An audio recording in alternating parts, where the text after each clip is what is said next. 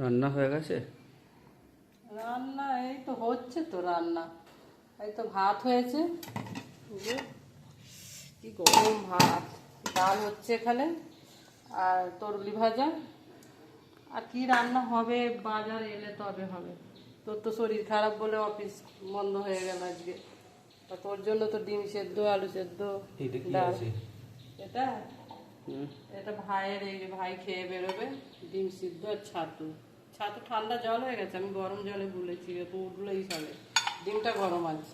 ও আচ্ছা, আমার যে ডিম সেদ্ধটা খেয়ে যাওয়ার কথা ছিল ওকে না দিয়ে না, দিয়েছো? দুজনের দুটো দিয়েছি তো। ও আচ্ছা। তুই খেয়ে যাস, আর ওকে খেতে দেবো না? না, ও তো সকালে খেতে চায় না। সকালে খেতে চায় না, কিন্তু একদিন দুদিন ছাড়া দিই। ও তো রোজ আবার বাইরে ডিম একটা করে খায়।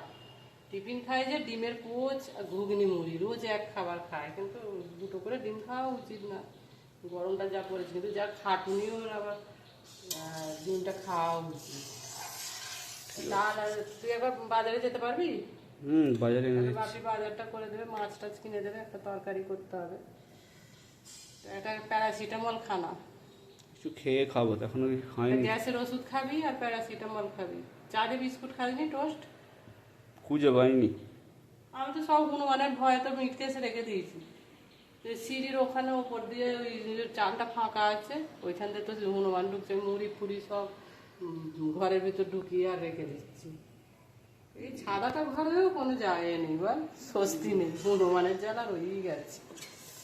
ঠিক আছে, আমি তাহলে বাজারটা এনে দিই। হ্যাঁ।